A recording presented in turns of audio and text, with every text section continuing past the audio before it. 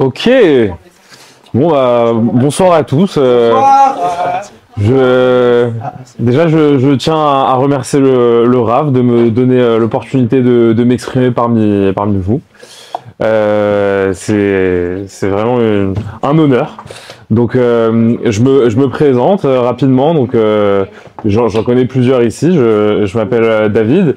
Je suis chercheur en biologie. Donc, j'ai fait des études pour devenir ingénieur spécialisé en sciences du vivant. J'ai commencé par partir étudier en Suisse, à Polytechnique Lausanne. J'ai fait mon bachelor là-bas et ensuite mon master. Et puis j'ai pu étudier plusieurs sujets scientifiques là-bas, tels que le métabolisme dans un institut de recherche affilié à Nestlé. J'ai étudié aussi l'évolution des protéines, comment utiliser l'évolution et mettre en solution, de faire évoluer des protéines pour leur donner des nouvelles fonctionnalités. Et j'ai terminé aussi par un stage en neurosciences où j'ai étudié le stress et la résilience au stress et ça chez des poissons, parce que les poissons ont un peu les mêmes molécules du stress que nous. Et donc on a essayé de comprendre pourquoi certains individus étaient plus résilients au stress que d'autres. Donc voilà, ça c'est un peu mon background en tant que scientifique. Et donc à travers toutes mes études et tout ce travail un peu intellectuel, j'ai exploré pas mal d'outils, pas mal d'outils d'écriture. Et donc pendant j'ai pu explorer pas mal d'outils d'écriture qui m'ont beaucoup facilité la vie. Donc on va parler d'écriture ce soir. Ça va être dans la continuité de la semaine dernière où Jonas nous a parlé du rôle de l'écriture dans sa vie et dans la vie de chacun, comment ça pouvait aider dans un contexte thérapeutique, de pouvoir écrire et se retrouver avec soi-même. Ça peut aussi participer à l'organisation. Je vais commencer par vous parler de ça. Et donc voilà un peu l'introduction. Alors déjà, je voulais aussi prendre une perspective un peu neuroscientifique parce que c'est un sujet qui me passionne.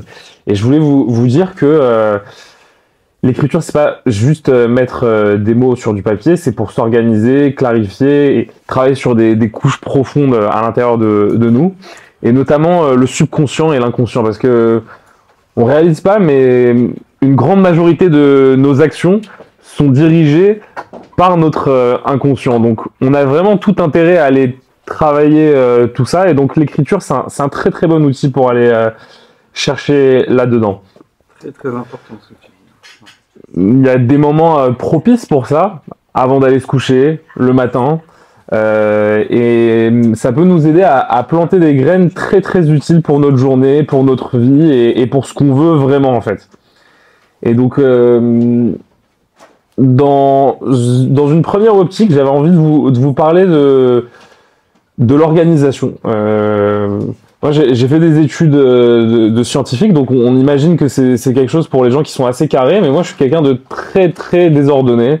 Ça va vraiment dans tous les sens dans ma tête, et donc j'ai dû trouver des outils pour me canaliser. Et donc l'écriture, ça m'a vraiment un peu sauvé la vie, même dans des moments où j'arrivais pas à m'organiser, où ça allait pas, et donc ça m'a permis de me cadrer. Alors récemment, j'ai découvert un outil assez cool. Donc là, c'est vraiment pour vous montrer un truc un peu clinquant, un peu fancy, mais je tiens à vous rappeler que l'écriture, c'est un bout de papier et un stylo. Et là, c'est maintenant qu'on a des outils numériques, on peut aller beaucoup plus loin là-dedans. Donc l'outil s'appelle Obsidian. Et donc ça permet vraiment d'organiser l'écriture. Donc je ne sais pas s'il y en a parmi vous qui travaillent en entreprise et qui utilisent Notion. Il y en a qui connaissent Notion. Donc Notion, c'est payant, et Obsidian, c'est un peu la même chose que Notion, mais gratuit, open source, et pour ceux qui aiment bien l'informatique, on peut installer plein de plugins et améliorer Obsidian. Mais là, je vais juste vous montrer les outils, enfin comment ça marche de façon basique. Donc juste pour vous montrer un peu, là, chaque point c'est une note, et en fait on peut connecter les notes les unes avec les autres. Donc ça, c'était pour vous montrer. Après quelques semaines de prise de notes, j'avais déjà toutes ces notes, et là ça fait à peu près 6 mois que j'utilise ça, donc j'ai tout ça Ça, c'est ton...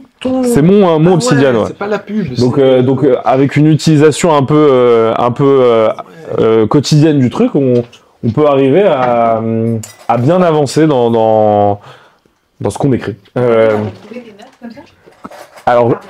Alors justement, en fait, pourquoi ah oui, n'hésitez pas à me poser des questions, hein, vraiment. Donc pourquoi j'utilise... pourquoi j'aime bien le numérique par rapport à l'écrit? Alors l'écrit, c'est, comme on disait, il y a l'avantage de stimuler son cerveau avec les muscles, avec la main, donc ça nous met dans un état méditatif beaucoup plus profond. Mais en fait, quand on écrit avec l'ordinateur, on peut avoir une barre de recherche et on va pouvoir retrouver tout ce qu'on a cherché, alors que sur le papier on peut pas. Donc c'est comme ça qu'on s'y retrouve. Pourquoi tu fais des couleurs différentes? Alors il y a un code couleur. Donc là après voilà, c'est mon délire un peu perso, mais je vais vous montrer un peu quand même.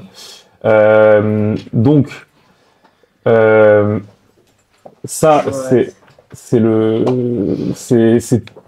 toutes les notes qu'on... En fait, j'ai pas envie de vous intimider avec ça parce que moi, c'est un truc que j'utilise depuis longtemps, mais c'est assez simple à utiliser. Qu'est-ce que ça représente exactement? Alors, je vais vous expliquer rapidement. Donc, en gros, là, j'ai toutes mes notes qui sont classées là-dedans, et chaque point, c'est une note. Et ensuite, en fonction des catégories, par exemple, le jaune, c'est tout ce qui est lié à ma vie professionnelle. Le vert, c'est un peu mes kiffs. Le rouge, c'est le judaïsme. Le jaune, c'est l'hébreu, parce que j'essaie d'apprendre l'hébreu. Et donc chaque couleur correspond un peu à un aspect de... C'est penser son cerveau. Le violet. Le violet, c'est quoi? Le violet, c'est des discussions avec moi-même, on peut dire. Et les points dans le temps, enfin je veux dire en haut, que le fait que ce soit en haut. Non, il n'y a pas de... Là, il n'y a pas de en haut, en bas, c'est voilà. Pourquoi les couleurs sont dispatchées? Pourquoi tu mets pas juste jaune en bas à gauche et vert en haut à droite? Le truc se fait tout seul, en fait. Le logiciel se fait... L'interface se fait... Tout se fait tout seul. Donc, en fait, par exemple, là, Projet Pro, c'est mon dossier Projet Pro. Tout ce qui est Projet Pro, ce sera en jaune. Et plus les points sont gros, plus... Et plus les points sont gros, plus ils sont connectés à d'autres trucs. Ah d'accord, c'est pas... Ouais. Alors maintenant, je peux vous montrer par exemple le dossier judaïsme, donc c'est tout ce qui est rouge. Donc, je sais pas, par exemple cette note-là, je l'ai appelée Wiki judaïque. C'est juste un truc où j'ai compilé des sites que je trouvais intéressants et qui répertoriaient un peu tous les textes sacrés. Sefaria, c'est pas mal du tout. Et juste pour vous donner un exemple, pour vous montrer comment on va connecter les notes les unes avec les autres. Donc ça, par exemple, 23-11-2024, c'est la note de la journée du 23-11-2024.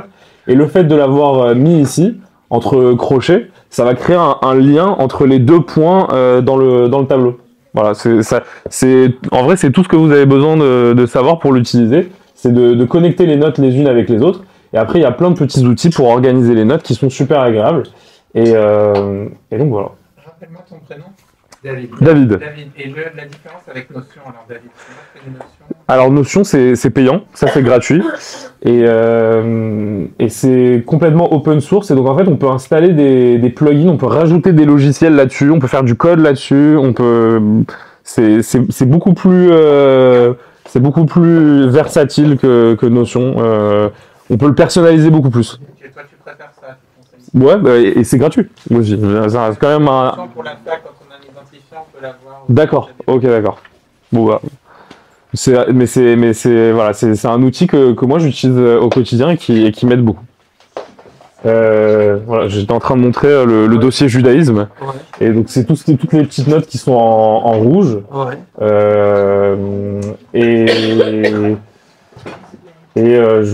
Ça c'est une note sur laquelle j'ai mis des sites que je trouve super avec plein de tous les textes complets.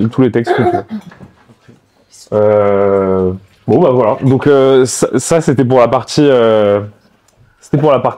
Obsidian. Ensuite, T'as fini Obsidian là? Oui. Ah, alors attends. Et alors à la fin, qu'est-ce que ça t'apporte? Par rapport à une prise de notes normale où je vais... par rapport à une prise de notes normale, en fait, moi ce que je trouve hyper pratique, c'est de pouvoir faire une recherche. Donc là, par exemple, si je me dis mince, qu'est-ce que j'avais écrit la semaine dernière sur je sais pas moi, le loulave. Un mot-clé. Donc là, voilà, je mets loulave. Ouais. Donc j'ai tous les endroits où j'ai noté loulave vont Ah ouais, s'afficher. d'accord. Et après, il y a ce côté un peu satisfaisant quand même, je dois dire, de voir son deuxième cerveau grandir petit à petit. Ouais. Et après, en fait, c'est le fait de connecter les notes les unes avec les autres. Ça organise la pensée beaucoup. Et c'est la mémoire aussi, ça compile tout ce qu'on... Parce qu'en fait, on apprend énormément de choses tous les jours au quotidien. Et je trouve que quand on prend des notes et quand on fait l'effort de digérer la connaissance, ça permet de mieux l'intégrer. Je vois par exemple, pour pas faire de jaloux, mais Avram prend beaucoup de notes. Ouais. Donc c'est-à-dire que si Avram il met toutes ses notes comme ça, de tous les shiurim, Ouais. là, alors qu'est-ce qu'il peut faire? Une recherche par mot-clé. Ouais. Et qu'est-ce qu'il va gagner d'autre? Ce qui va gagner d'autres... je peux vous montrer un... Ben, fais une phrase, comme tu fais d'habitude. Comme ça. Non, il va peut-être... Est-ce que, par exemple, il peut te faire une synthèse, comme dans ChatGPT, par exemple? Oui. Alors, Ouais. mais ça, c'est un truc que j'ai rajouté. Ah, Euh, c'est exactement un plugin. ouais, Bon, on va prendre ce truc là sur la Chavruta, ouais. cette note sur la Chavruta, mais ça, moi, je trouve, au final, je l'ai fait, mais je trouve que c'est un peu cosmétique. C'est juste pour le fun. C'est pas très utile. Ouais. Ah merde, c'est pas Internet. Ah merde. Alors, je te donne le Wi-Fi, la Wi-Fi, Sinon, je fais un partage de connexion. ou Wi-Fi, si tu veux. Ça marche. Ah ouais, c'est bon, le partage marche. Alors, Waouh! ça va connecter, ça va prendre tous les mots du texte Ouais. et ça va les connecter les uns avec les autres. Bon, c'est très fancy. Ça sert pas à grand chose. Mais si on a une note très très longue et qu'on veut tirer un peu les idées clés du truc, et ben on va avoir ça. Donc ça voilà, c'est assez agréable. C'est marrant. Mais voilà, en fait, c'est juste un cahier. C'est juste un cahier, mais numérisé. Ouais.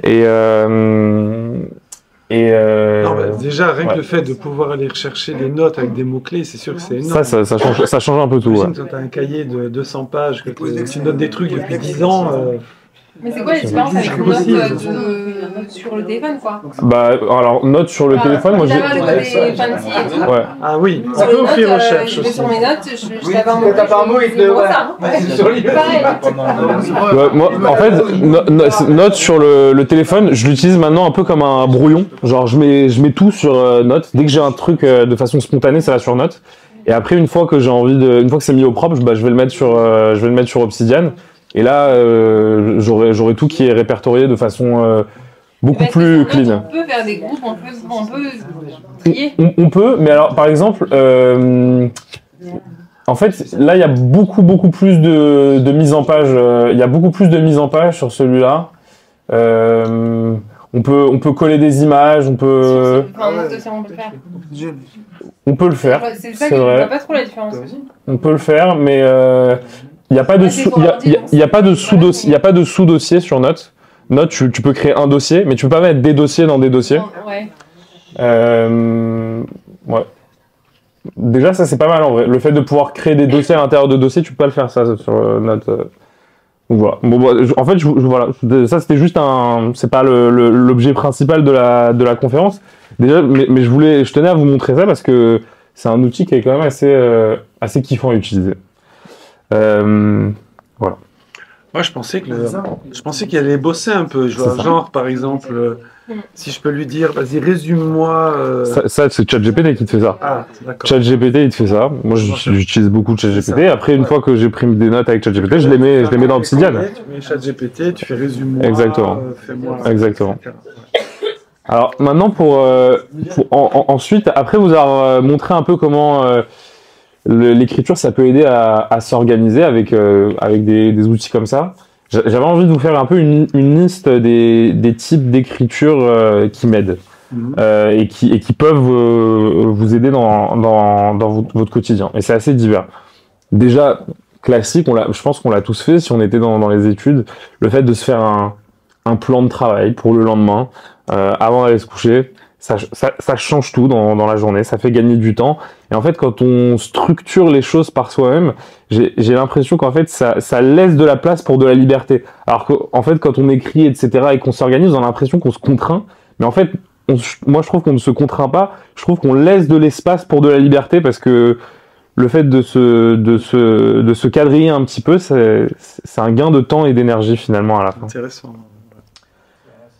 Donc, ensuite, il y a l'écriture du matin.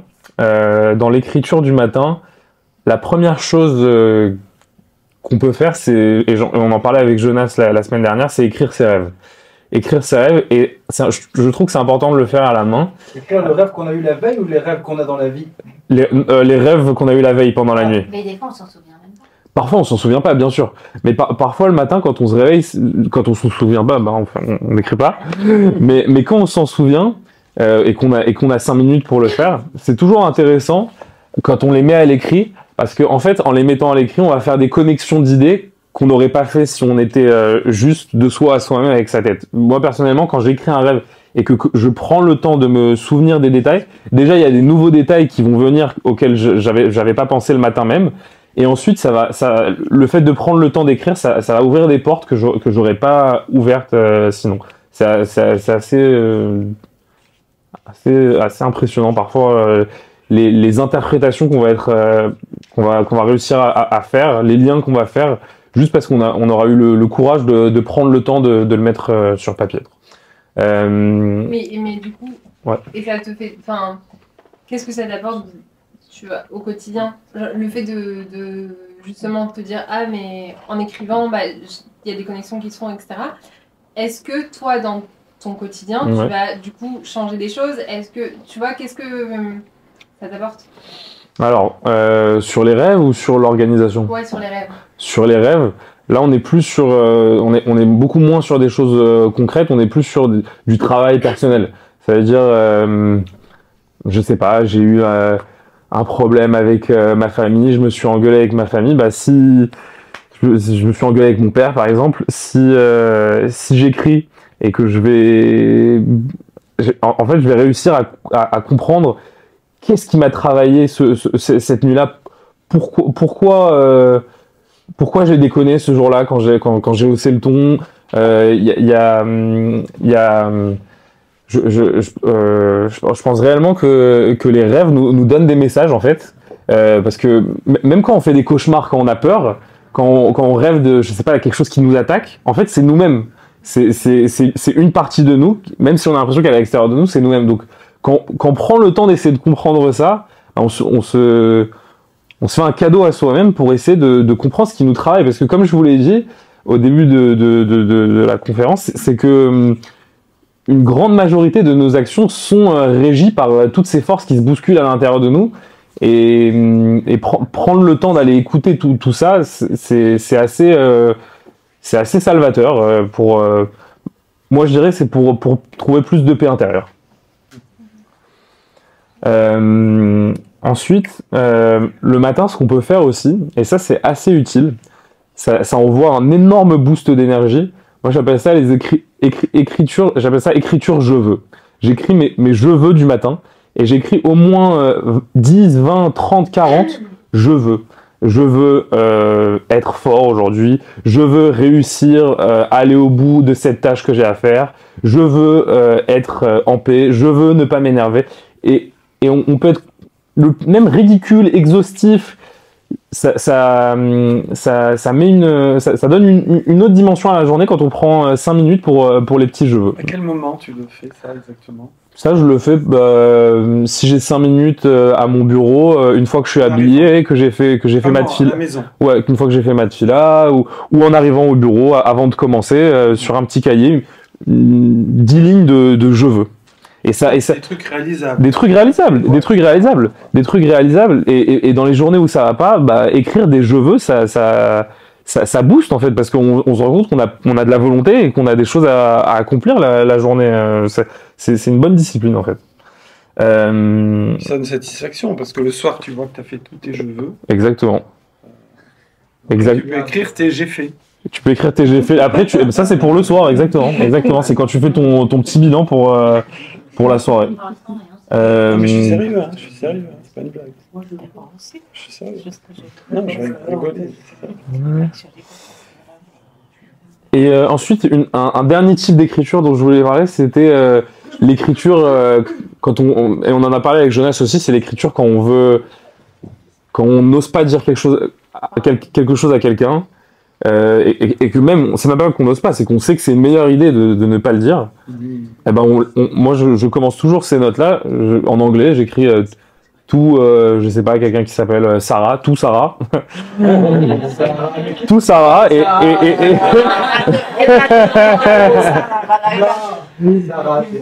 là, je vais me lâcher.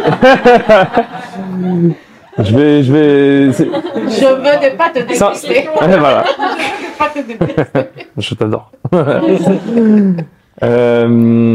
Voilà. Donc voilà, le bilan de tout ça, c'est que c'est aussi en fait, on plante des graines vraiment quand on écrit, et on va initier des actions, pas forcément dans le concret, mais on commence à les initier dans l'esprit, et c'est vraiment un premier pas pour agir. Parce que la finalité, c'est toujours d'agir. Est-ce que dernièrement, tu prends le temps de relire tes notes, de retourner en arrière Bah, finalement, non, en vrai, pas tant que ça. Pas tant que ça. Pour moi, c'est plus l'action d'écrire qui me canalise en fait. Et après, quand j'ai envie de relire mes notes, je vais vraiment utiliser ça c'est tout bête, hein, mais je vais vraiment utiliser des couleurs sur les trucs que j'ai envie d'écrire. Et après, écrire aussi, ça permet aussi énormément de... En fait, on prend le temps quand on écrit. C'est-à-dire, on va faire des phrases, on n'est pas pressé, on va aller au bout de ses idées, on va dérouler la pelote de ses idées jusqu'au bout. Et ça, c'est des choses qu'on prend pas forcément le temps de faire quand on est dans le tumulte de la journée. Et donc, c'est assez agréable. Est-ce que quand c'est du négatif, ça vaut le coup de l'écrire? Bah oui, t'évacues. Non, mais plus tu penses au négatif, plus tu attires. Non, mais t'évacues justement si tu l'écris, l'écris, ça ça va l'évacue. saouler, ça, tu vois. Ça vaut grave la peine. Et alors, on écrit le négatif, mais moi, il y a un truc un peu... Il y a une règle que je me fixe quand j'écris, même si je veux écrire des trucs négatifs, c'est important de le faire, c'est de toujours terminer par quelque chose de positif. C'est de me trick mon cerveau et de toujours donner une perspective positive. Mais, exactement. Alors parfois ça semble même un peu irréaliste, mais je trouve que... Tout ça, c'est connexion. Exactement. Exactement. Ok. Ça va venir nourrir l'étoile lecture, si tu as une étoile lecture. Faire un petit résumé.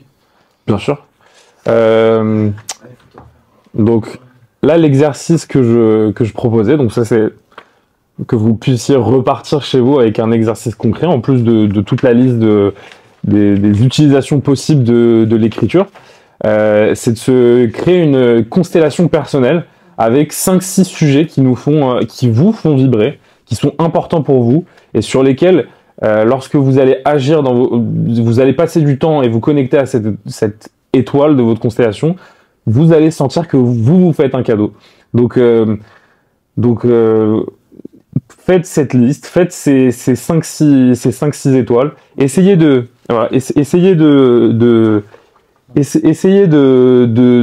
bien... non, parce que c'est très perso. C'est juste pour voir la structure. Bouge-le parce que là... C'était perso. Je ferai un flou. Ça marche. Mais voilà, si juste vous prenez le temps ce soir de vous dire quels sont les 5 domaines qui comptent le plus pour moi dans ma vie. Tu peux me donner un exemple? C'est-à-dire, parce que moi j'ai marqué la Torah, la chaîne. Ouais. L'étude, je sais pas, faire plaisir à ta famille, le sport, continuer sur l'endurance, etc. partager des choses avec les jeunes. C'était 5 Et après, priorités, quoi. priorité, mais qui vont au-dessus de nos obligations. Ah. Parce que les obligations, elles sont là, on est obligé de s'y coltiner. Ça nourrit pas. Ça nourrit pas les obligations. Bah, si on les approche d'une certaine manière, si, ça peut, si on les rend... mais il y a par définition, les obligations, on peut aussi les prendre comme des contraintes. Oui, Yael? Et si c'est une passion qui est liée quand même au travail. Oh, bah oui, oui. Donc, parce que tu as dit vraiment des choses personnelles qui ne sont pas liées au travail, pas liées à notre vie quotidienne, mais si par exemple, voilà, moi je me vois pas, je ne sais pas comment j'arriverai à me dissocier du fait de transmettre, d'être avec les enfants, entourer les enfants, enfin ça fait partie de... Ça, c'est une vraie prof. Eh ben ça c'est hyper pratique parce que... C'est cadeau pour eux que j'en parle pendant 3 heures. Tu as la chance que ce qui te fasse vibrer et ce qui est dans ta passion, c'est dans ton quotidien. Bien sûr. Complètement. Et voilà. Mais du coup, une fois que c'est posé sur la feuille, quel travail, enfin, c'est quoi le but du travail? Qu'est-ce que je fais avec? J'ai ce que tu fais posé, mais qu'est-ce que... Je sais pas comment expliquer, mais... Qu'est-ce que ça change? Ah ouais, merci. Non mais... Une fois que ce sera posé sur le papier, déjà, en fait, après, tu vas pouvoir enrichir... je sais pas moi, sur l'étoile éducation de Yael, elle va pouvoir ajouter plein de petits astéroïdes autour plein de petites planètes autour de l'étoile qui vont venir nourrir l'étoile éducation. Et ça va se construire au fur et à mesure. Dès que tu vas trouver une nouvelle activité qui te nourrit, bah tu la notes et elle fera partie du système planétaire, du système solaire de cette étoile. C'est-à-dire, en fait, ça me permet de voir ce qui, finalement, dans ma vie, compte et est fondamental pour moi. Exactement. Exactement. Et du coup, il faut faire une étoile par parce que tu as dit, il y a plein de petits astéroïdes qui vont venir plein de petits points qui vont venir se coller. Et du coup, si j'écris tout sur la même feuille, je vais... Oui, ça va aller dans tous les sens. Mais en fait, tu fais 5 trucs. Tu fais 5-6 trucs principaux. Et autour, tu fais des petits trucs autour de chaque gros pôle. Voilà. Il faut savoir dessiner aussi d'autres trucs. Un cours de dessin. Clairement. Les étoiles, les machins, c'est vite, ça part vite en... Après, il y a aussi un autre exercice pour... Ah non, mais je peux vous montrer un qui est parti en cacahuète. Je peux vous en montrer un qui est parti mais très très loin où ça allait dans tous les sens et où mais toi-même quoi. Exactement. Sinon il y a un exercice qui est très bien aussi, c'est l'écriture automatique. Si vous avez envie de vous tester, de vous amuser et que vous n'avez pas d'inspiration pour écrire, mais vous écrivez tout ce qui vous passe par la tête, mais en fait, c'est un outil de liberté, ça fait du bien en fait. Ça fait peur aussi, hein, parce que quand tu te relis, t'entends, tu te dis est-ce que tu fous? T'es même pas obligé. Ah voilà. Alors là c'est un qui ne ressemble à rien, qui va dans tous les sens. Waouh. Il y a plus que 6. Là il y a plus que 6. Là c'est un mind map. C'est un mind map avec plus que 6. Il y a l'écriture d'un docteur. Ça aussi, c'est un mind map. C'est un mind map quand on a envie de... Ah ouais. J'ai le temps de voir un mot, ouais. Oh là là. Il y a eu quoi J'ai le temps de voir un mot, c'est chaud. Hein. Ah ouais. Ça ressemble, mon cahier avec son cahier, parce que moi je peux ne sais pas. Après j'ai fait un peu des dessins de Torah aussi. Wow. Il est pas mal celui-là. La création du monde. Le Big Bang. Le Big Bang. Le mien, David, le mien. La création du monde avec... On a des articles. La création du monde. Ça c'est Avec un... C'est où le début? Avec un petit bonhomme qui reçoit la sagesse de Dieu à travers la couronne de Keter. Voilà. J'adore. Et là, alors c'est les chaussons de Sarah. Qui reçoit le pied de pendant Sarah. le cours, ça me vient des idées. Bah oui, Alors, c'est exactement ça. pendant le cours, je dessine. Et ça Bravo, m'arrive dessiner souvent. pendant le cours, bravo. Ben, parce que ça me détend en fait et ça me fait retrouver des idées. Et Bon, et bah en tout cas voilà, bon, c'était un plaisir de partager tout ça avec vous. Bravo. Merci de m'avoir écouté. Merci. Incroyable.